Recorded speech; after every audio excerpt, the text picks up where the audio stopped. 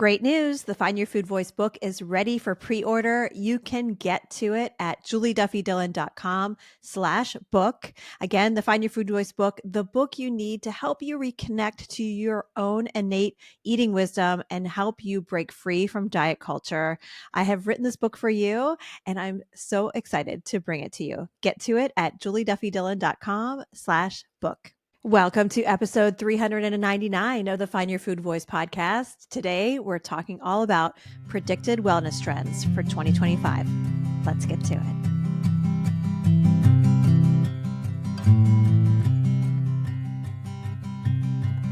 Bags are packed, are you ready to go? This time tomorrow we'll be on the road, riding with you in the sunnier days. I wouldn't want it any other way. Hey, you're not bad for eating that. You're a successful human navigating a shame-filled blame game from all the dieting food rules. Welcome to the Find Your Food Voice podcast. I'm registered dietitian Julie Duffy Dillon, and here we weave together strategies giving you tools to defy diet culture, declare body liberation, and reclaim your peace. This isn't just for you, it's for all of us. Together, we can eliminate the need to diet, and we will. Let's begin with now. Taking the good with the ups and downs. I wanna see how the world turns round. Let's go adventure in the deep blue sea. Home is with you wherever that may be. Home is with you wherever that may be.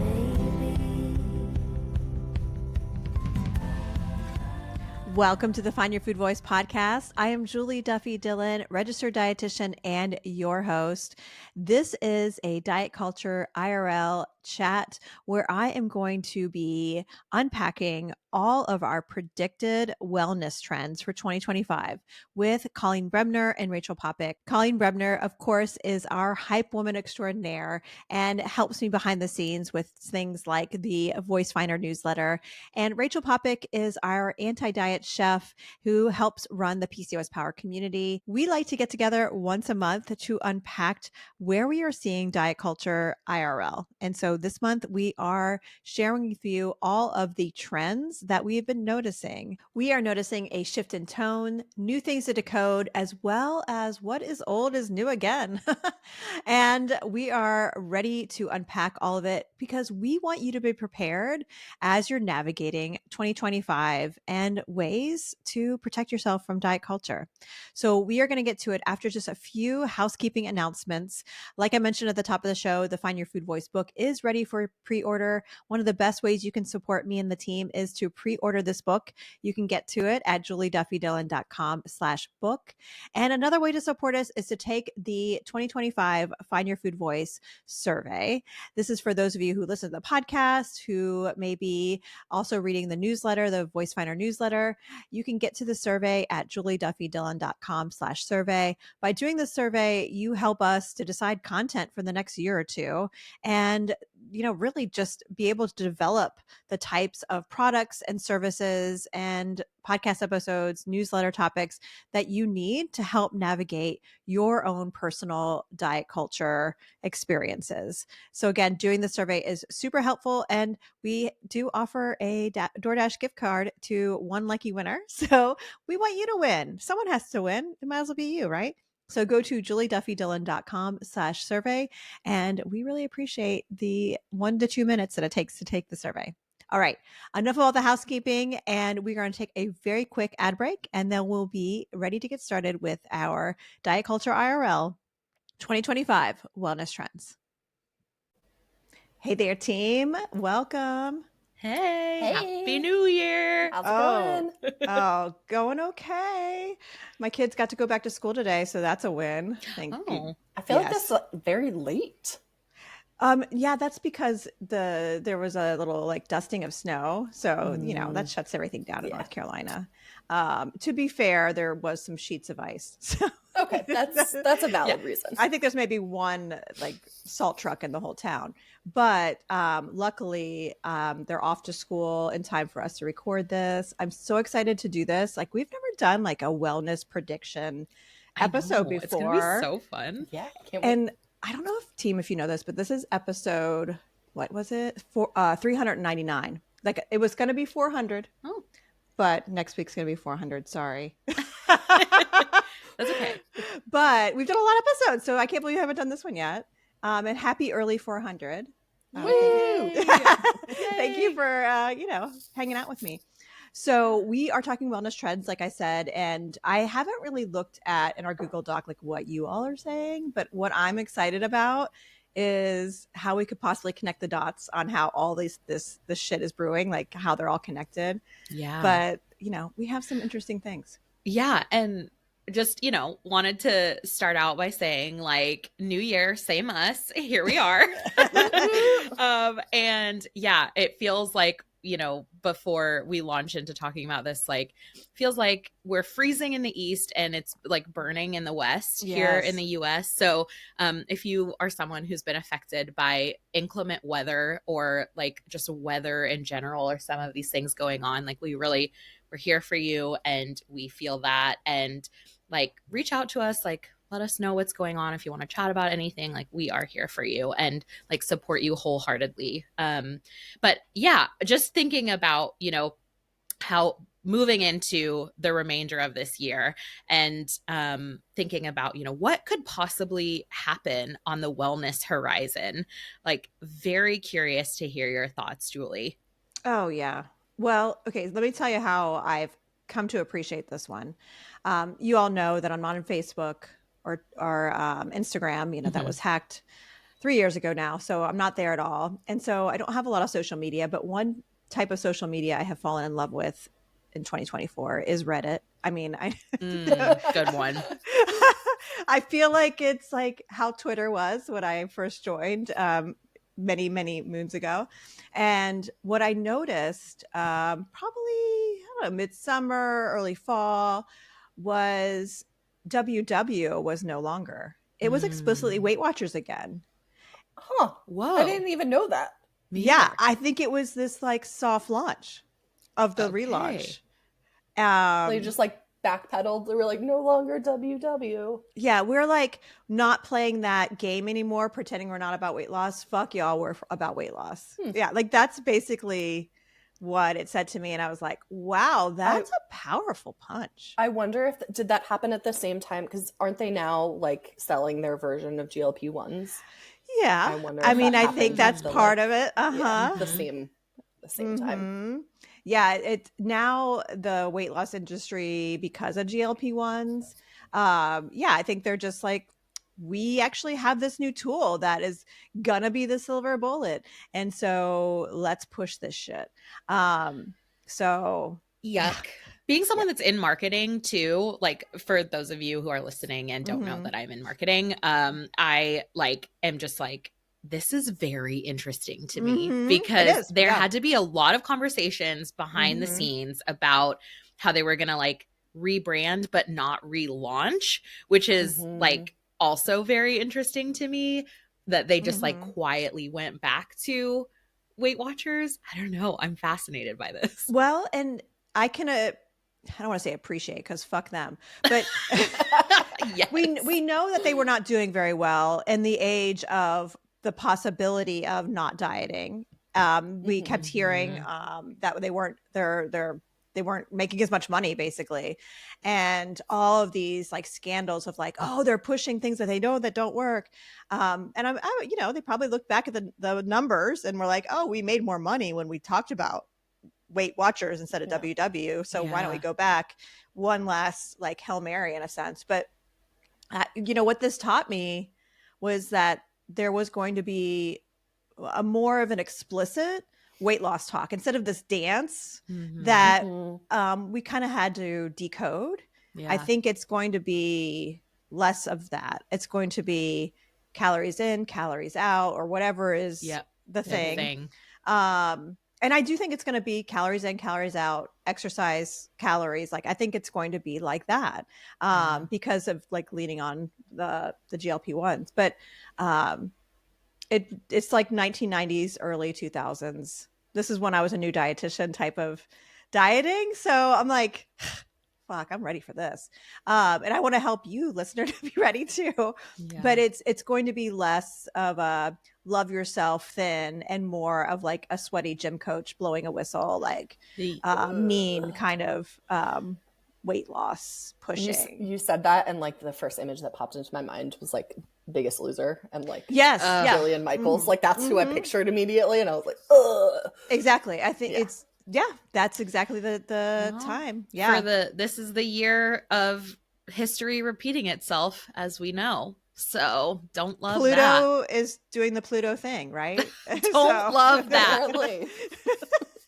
Right. Well, and so this kind of leads into the next one for me too, which is also something that I noticed early on when I was a dietitian at first, is less of a community, warm, fuzzy, love yourself thin, you know, and moving more into this individual, pull yourself up by the bootstraps, which I know that was still happening. But again, it was more of this like undercover kind of push. Yeah. And it's just going to be more explicit. And, you know, when we talked about in a December show about the winter arc, this was, you know, I think also a part of what we are going to be seeing, which is like hiding off somewhere and then coming out of the woodwork thinner. So hide yourself until you look a certain way, kind of. And I think about occasions like weddings, reunions, family get-togethers where you don't see people very often. There's probably going to be many people who will be like, ta-da! And the experience of that when your body hasn't changed or has gained weight or for whatever reason you're feeling like you're going against the tide. Like being prepared for that. And even though diet culture, I think, is trying to eliminate community, which has its intention, I think if when we're not in community, we're isolated. When we're isolated, we're not as powerful. So this is when we need to like stay in community as much as possible, especially if you're continuing to not diet. Julie, what would you say to someone who might be feeling that like pressure? They're about to see maybe a group of friends that they haven't seen in a long time, and their body has changed and looks different now, and they're feeling a little bit nervous about that reintroduction into that friend group. Like, what would you tell them?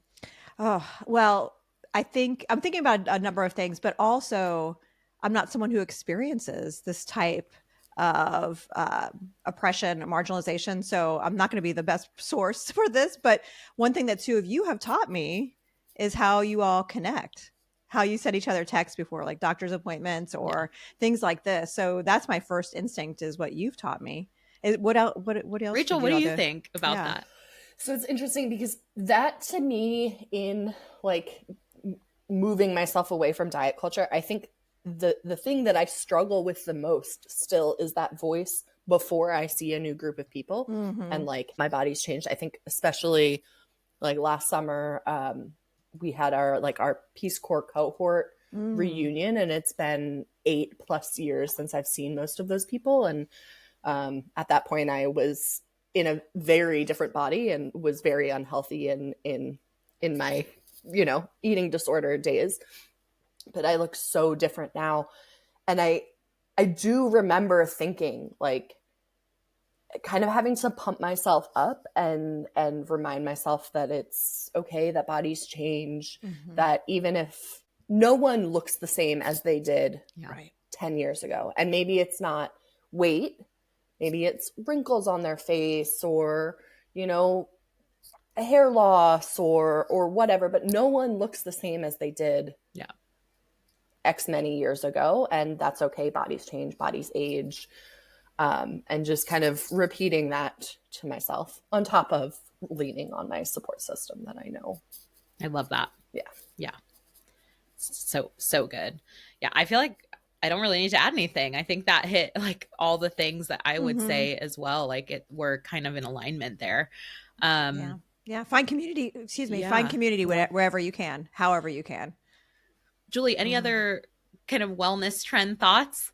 No, those were the two. I think, it's going to be more explicit and more individual, but there is it's not a silver lining, but there's a part of this that we can use to our advantage because it's going to be more explicit.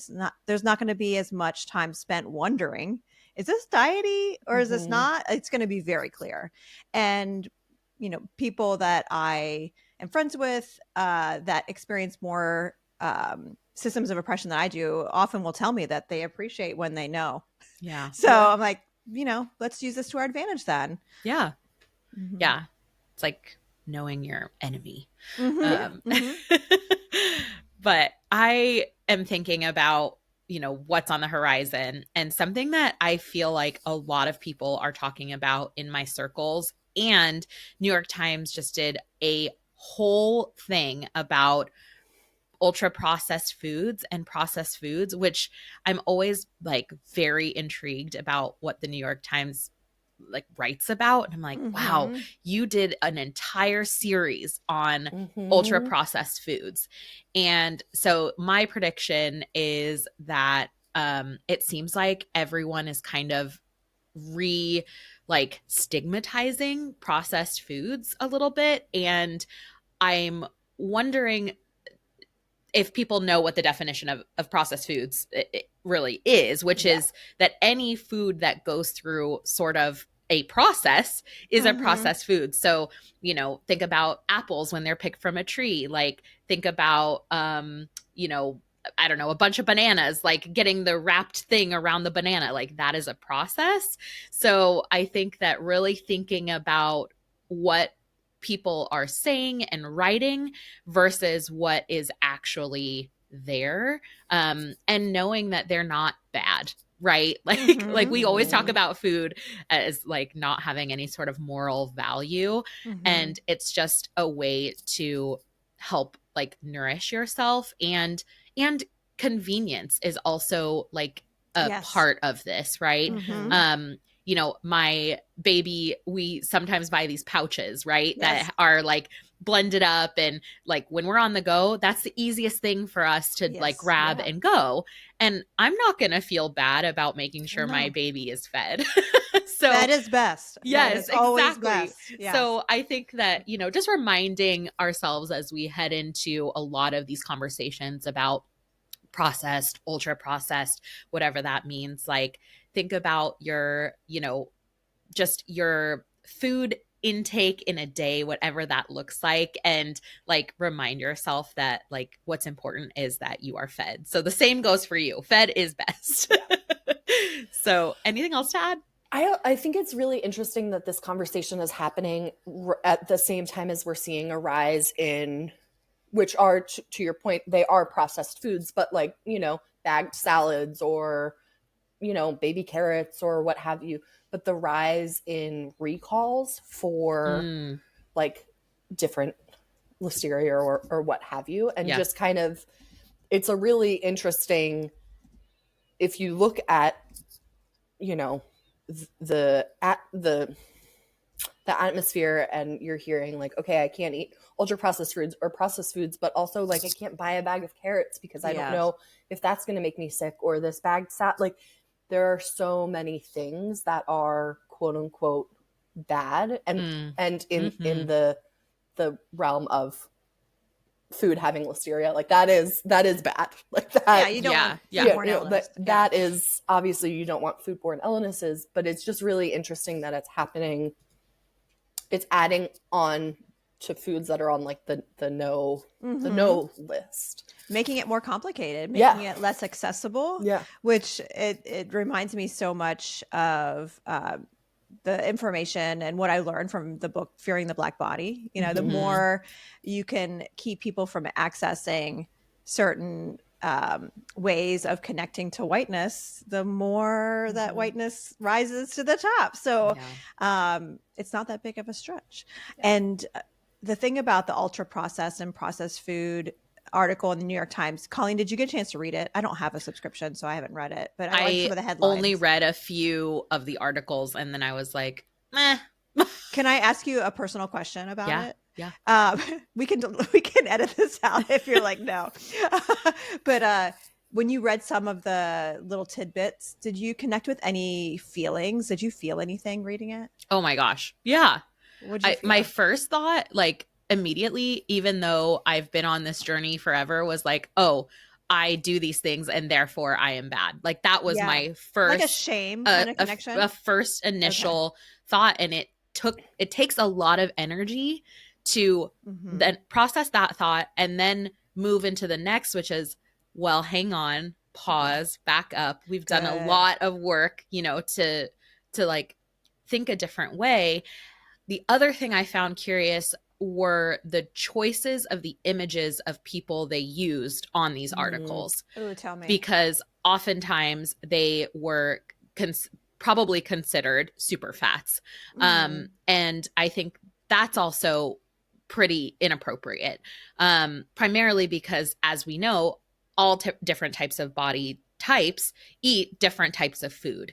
And so continuing to portray a certain image, like, one article was talking about fast food and like how that's all ultra processed. And, the more we eat that, the more, we see a decline in, all of these different health indicators. Right. But the images of the people in the article were super fat. And that makes sense. It's following the formula. Yeah. It's like completely. So I think that, my wish to maybe some friends who identify and are in smaller bodies would be, just as you see those articles or as those things come out, really start asking questions. Why are they using this image? Why are they using this language? What are they trying to invoke in the reader? And I got hooked in, right? I was it was total clickbait for me. I was like, yep, I'm in. Like, I want to read about this. I want to know what they're going to say about this, It's the New York Times. Times. It's the New York Times. Exactly. Yeah. So I think just being really critical of, and for me identifying like, okay, this is how this made me feel. I didn't feel good. I can't. So that's why I didn't end up reading I didn't continue with the series because I was like, this is not for me. I thought, maybe there would be some like nuggets of wisdom, but no. Nope. No, and I'm glad. Thank you for sharing what you felt, because what I'm thinking we can use as a tool, voice finders, is like when we read something or consume some media or we hear a message that is probably diety, if it connects to shame, then we know it's a diet, or we know it's not for us. I think that shame never promotes health, and we can use that as kind of a warning, like, I'm connecting to shame right now. This article is not health promoting. This is something that is promoting racism in its way. It's connecting to food choices. Yeah. And the showing super fat bodies as it's talking about a food that's now the villain. Yeah. I think is very 1990s again. Yeah. It's also concerns me because that makes me think about things like violence. Like, it's a dehumanization of a person to do this. So that's something I talk about in the Find Your Food Voice book, how when we dehumanize certain bodies, it leads to more violence. And so fuck off, New York Times. Okay. So I'll touch on my last prediction and then I want to pass it over to Rachel. But I got we always say the universe provides when we're talking about these things. And I got an ad on Instagram the other day for a water tracker. And I was like, yes, I need to track my water because I'm so terrible at taking sips throughout the day. And I want to know how much I'm drinking and blah, blah, blah. But the crux of the ad, or their pull, was to create this meal replacement with water in the guise of staying hydrated. Oh, this is like 1980s diet shit. Right? Oh, So as I'm like ridiculous. Scrolling through this, I'm like, yes, I want this app. And I'm like looking at the advertising and I'm like, wait a second. I was like, I don't want this app. I want to definitely know that I'm drinking enough water, but like, not this way. So Right. I think that's another one I'm wondering about, this kind of, and maybe it's just not just water, maybe it's any sort of fluid as a meal replacement. Mhm. But I think that might be on the 2025 horizon. It's probably water, bone broth, Yeah. something like that. And what I think this will lead to is more conversation around how we can't trust our body, because a part of the hydration as meal replacement was we can not trust hunger. It's probably thirst. Always drink water before. Things like that was totally around this conversation. So Yeah. that's dangerous. It's very dangerous. So Yeah. thank you for finding that. That's a great find. I wish I didn't, but Right, you're I know. welcome. I'm like, thank you, but also, Yeah, oh. you're welcome? Question mark. All right, Rachel, tell us your predictions. All right. So, number one prediction is the idea of using hormone balancing as a wellness trend, as a diet, but very much I've noticed, and partly because like my algorithm feeds me this, because I am someone with PCOS who's, certain like my androgens are higher than average, etc. And because of going through fertility issues, I am very focused on my hormone health. Mm-hmm. But something I've noticed is all of these meal plans, diets, lifestyles that are promoting hormone balancing or hormone health just say that hormones. There's no specification of like what hormones are you trying to get in, like it's just so, it's such a like catch-all phrase for like wellness and well-being, and like we want our hormones to be good. But if you ask, like if you use again that kind of critical thinking of, well, like what hormones are they talking about? Why hormones? There's nothing under the surface there. And so I think that that's a kind of, it's something that we have seen, but I think will continue, is this idea of hormone health, hormone balancing as like a way to control your food and like your food intake. Does it feel gimmicky to you? Is it feel slick? Yeah. Like you're just kind of puffing up steam to get your attention? Yes, very much. Very much. Yeah. And I think it's, and I definitely lean a little more crunchy. And so I think part of it is that ecosystem. But yeah, it's just kind of it's fluff. I would say probably most listeners are also crunchy. That's something that we probably all have some kind of connection to. And even for you, the listener, who may be like super left leaning, I don't think that means that you're out of the risk zone. I think if anything, it may even feel more intense because of some of these, which scares me so much. Yeah. Yeah. Yeah. Yeah. Well, any other predictions, Rachel? So the other one I just want to mention is, we all, GLP-1s are not new, but something that I kind of in the same vein of secretly losing weight and coming back and having this big reveal, right? We have this drug that's being marketed as a weight loss drug that people are, if you're in a higher weight body, like every time you go to the doctor, it's being like shoved down your throat. You're seeing it everywhere, like GLP-1s.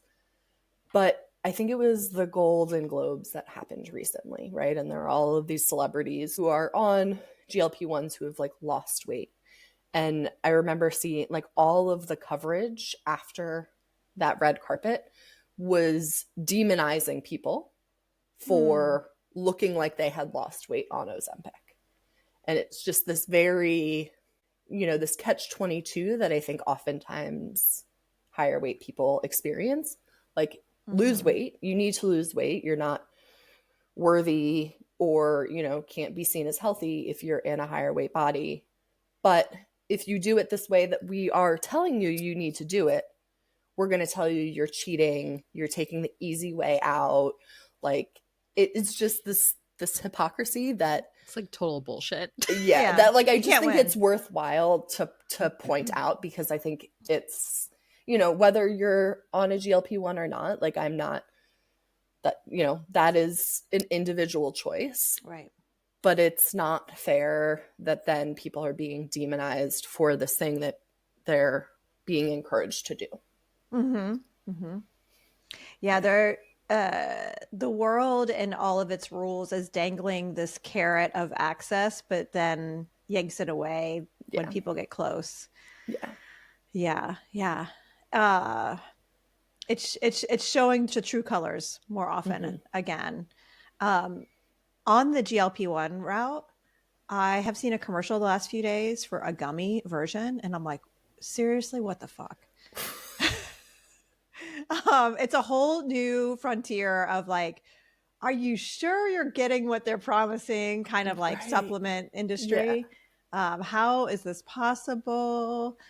So be weary of that. We're supposed to be scared of processed food that goes through all these regulations, but yet these gummies that are supposed to increase these incretins to help do all these things that could be helpful if you have a certain type of diabetes, but otherwise could be dangerous. So like, what? Yeah. Anyway, my kids were like, Mom, what's wrong? And I'm like, sorry, just diet culture shit on the TV again. Well, Are you tired? We're tired now, aren't we? We have 11 months left to see what predictions were correct. And maybe in those 11 months, we can do a recap and see what was wrong and what new sprouted that we didn't know was going to come out of 2025. Maybe we need to do something midway, like sometime in June or July, do a check-in on these predictions, and then what are we expecting for the second half of the year. Maybe this just needs to be like a regular episode, because especially with Diet Culture IRL experiences that we talk about, however we can give you listener the heads up, we want to be all for it. Maybe we should do one too that's like cool things we're seeing. I'm like, maybe that, there's of course Colleen is the one that suggests that. And I was like, how can we make this better? Maybe I appreciate that about you. Because there has to be good things too, right? Yes. Yeah, I guess so. Not weight loss related. Let me put that caveat out there. No.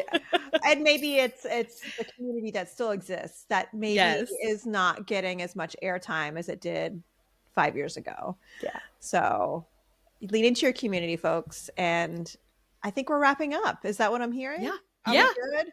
All right. Let's see what happens. And listener, what are your predictions? We always want to hear from you. So shoot us an email, info@juliedillonrd.com. And we look forward to seeing you next week. And next week we get to hear from Elise Resch. So yay! So exciting. I can't wait to listen to that.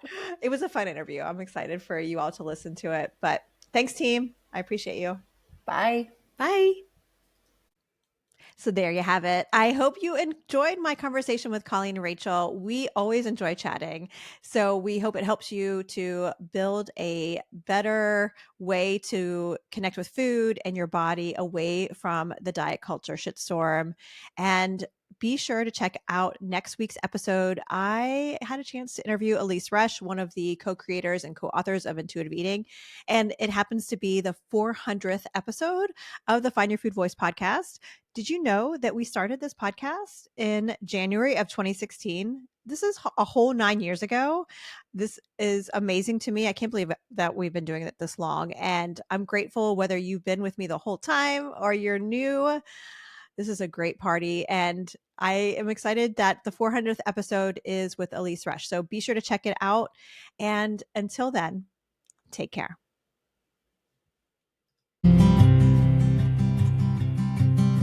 Home is with you wherever that